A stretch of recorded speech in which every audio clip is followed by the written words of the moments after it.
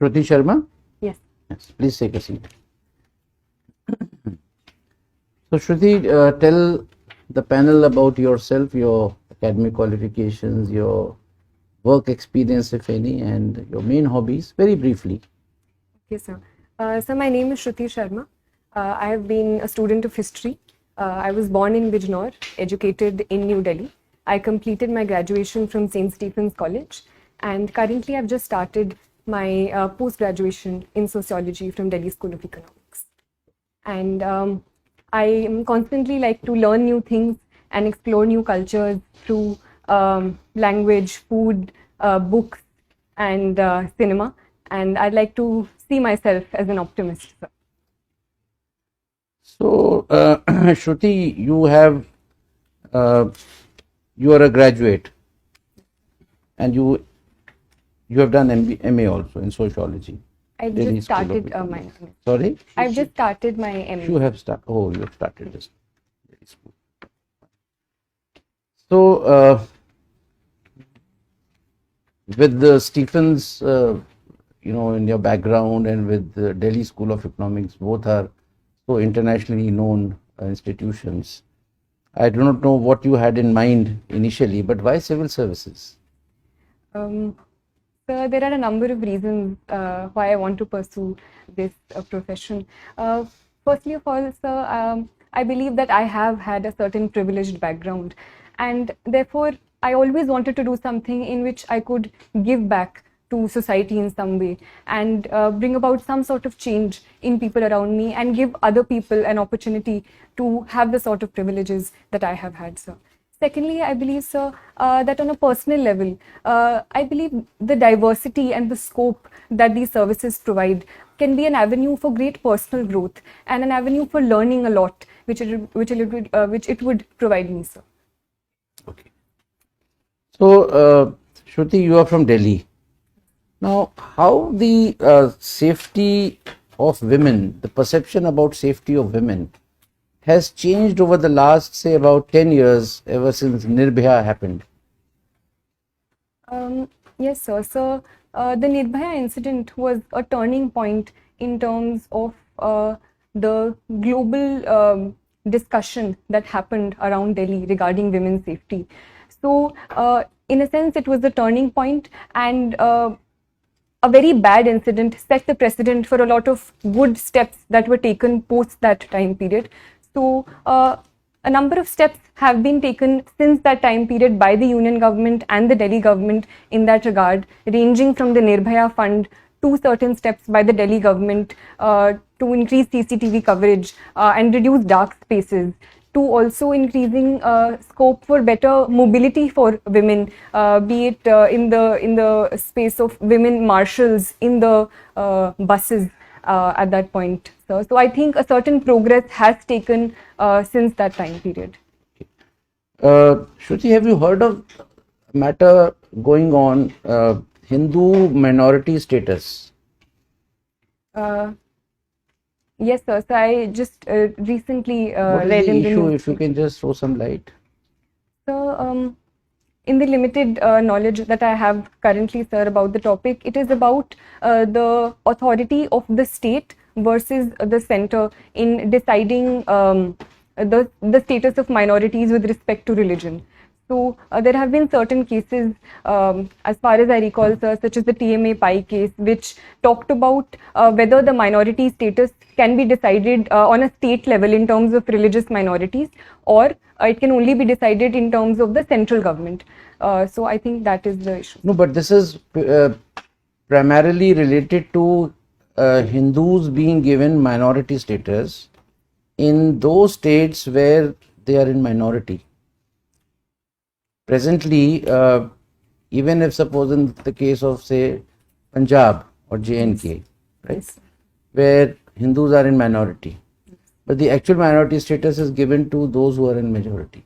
So a PIL is in Supreme Court. Yes, sir. The center has asked Supreme Court to consider this, that we would like to give minority status to Hindus in those states which I have mentioned. Now, since I have already given you an idea, what are your views about it?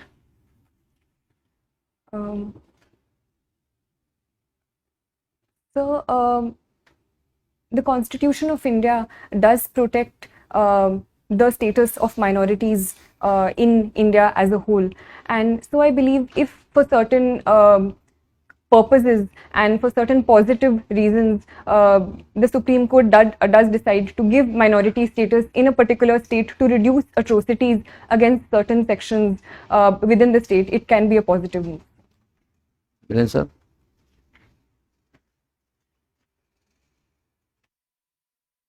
Question, I'll take it on. You see, the Supreme Court does it. Supreme Court in no way is in a position to stop atrocities. It will only adjudicate a matter in view of the constitutional scheme. What does the Constitution provide? So how do you think it would stop atrocities on minorities, religious minorities at that? So if it can provide in the future a certain safeguards that the minority status can provide and certain special steps that can be taken for minorities in a particular state. Can you give any example when Supreme Court has provided safeguards, laid down safeguards?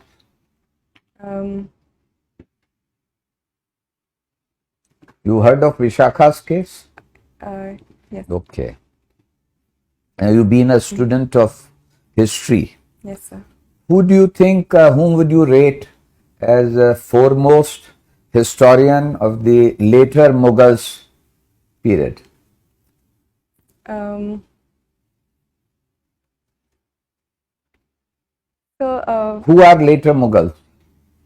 So I would say the period after the so-called fall of the Mughals or the decline of the Mughals, so post Aurangzeb, so would possibly be regarded So you as the think later Mughals. Beyond Aurangzeb are the later Mughals?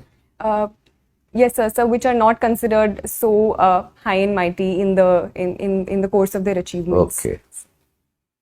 Recently, there has been a talk.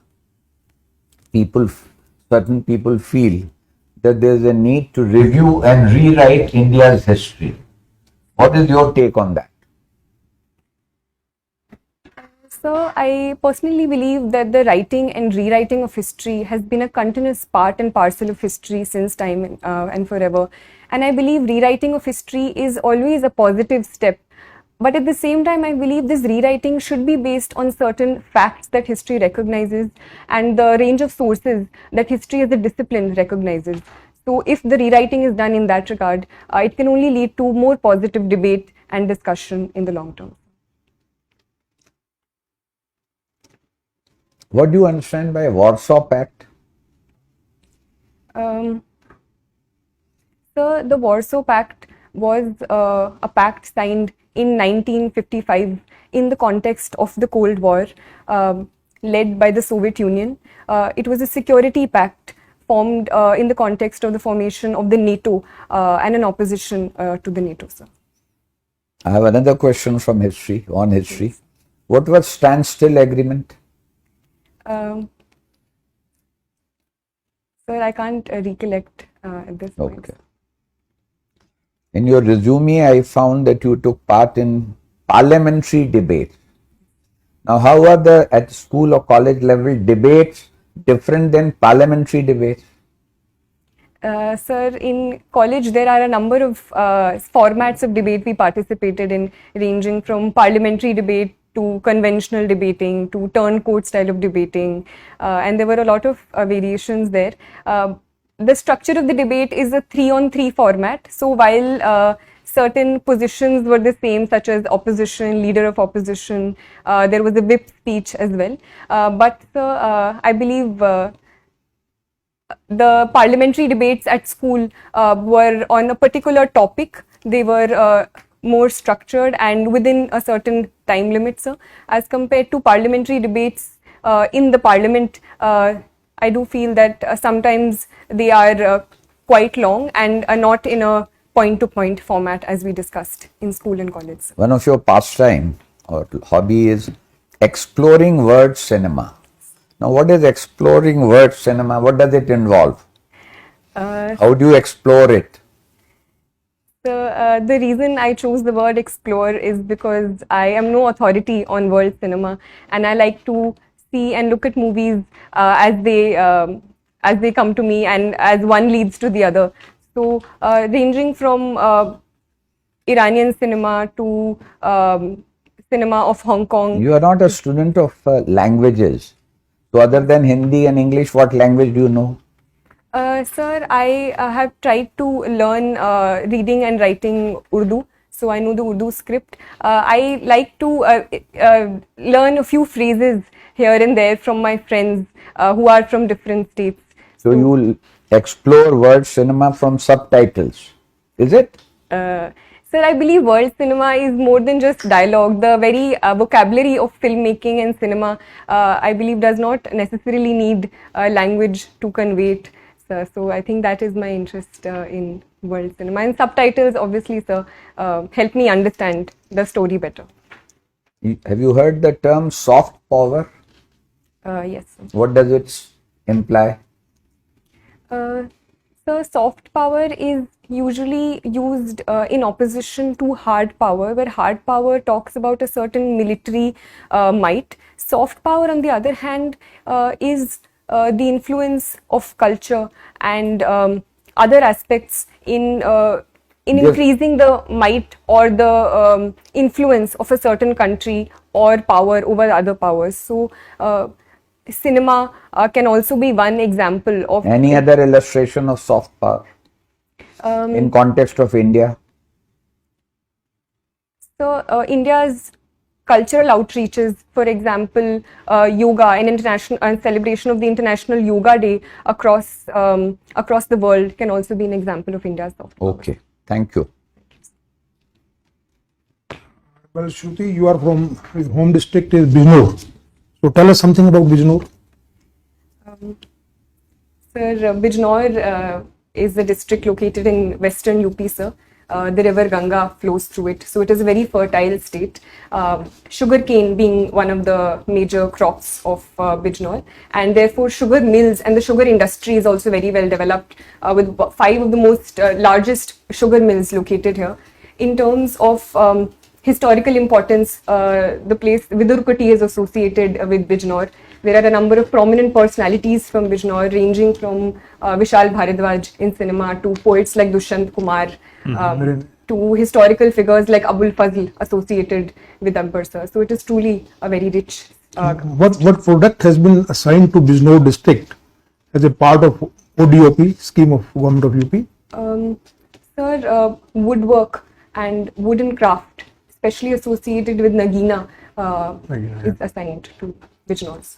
Okay. So what is this Amrit Mahotsav? We keep hearing about Amrit Mahotsav. What is this Amrit Mahotsav? Now the whole country is celebrating Amrit Mahotsav. Sir, the government of India is celebrating 75 years of India's independence through Azadi Ka Amrit Mahotsav, where we are celebrating the Indian culture through performing arts, through our handloom, through celebrating our history. So various steps have been taken under this, ranging from establishing tribal museums to organizing certain cultural events to organizing quizzes related to India's culture on online platforms as well. Okay. So basically we are celebrating 75th year of India's independence. So even after now 75 years of independence and so much of progress on various fronts, still we have a good number of people who are having severe problem of poverty. As per recent data of Niti Aayog and even the international poverty check, we have, I think the number of course varies around 7% to 12% from different sources. What could be the reason why we have not been able to tackle this problem?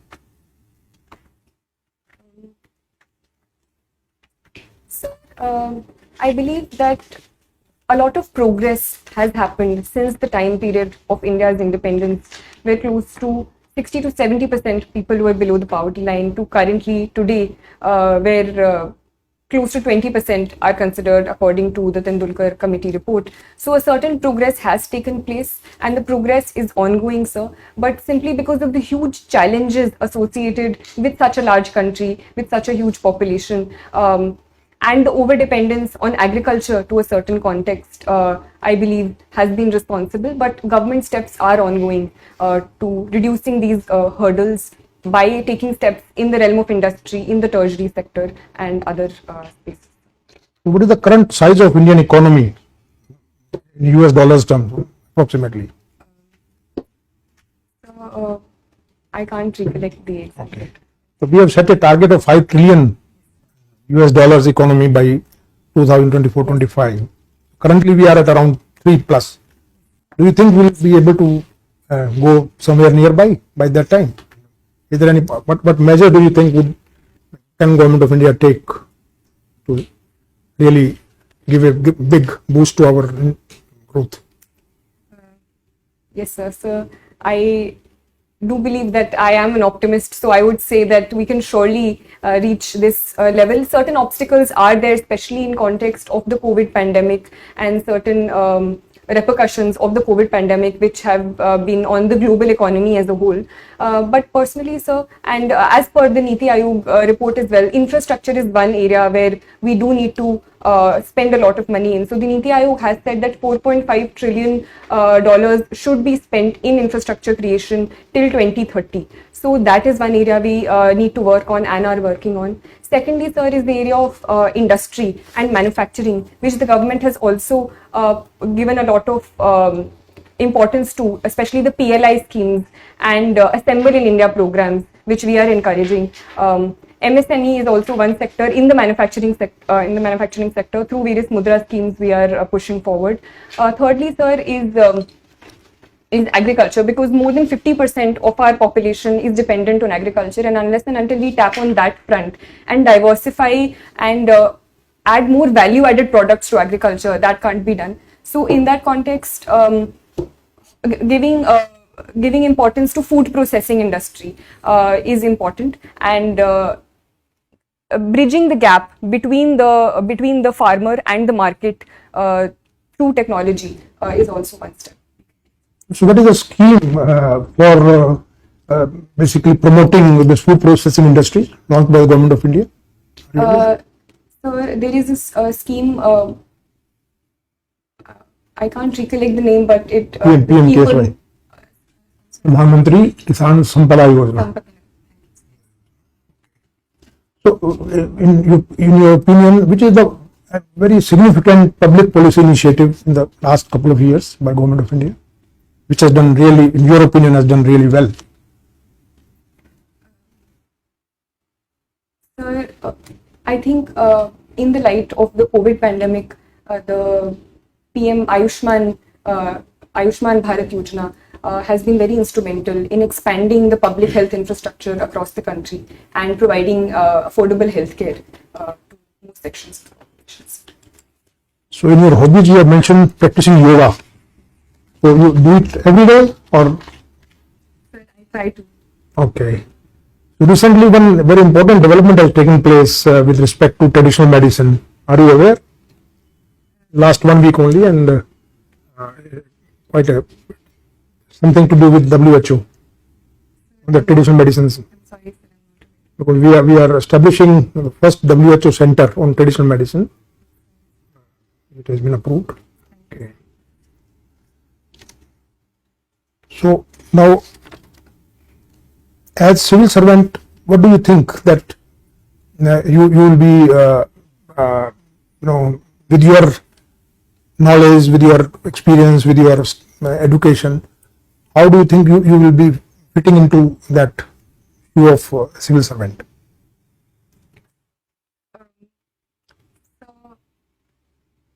Sir, as per my background, I feel that my background in history can help me understand present social realities in a more wholesome way, and therefore solve them using that background of history and the social sciences, sir.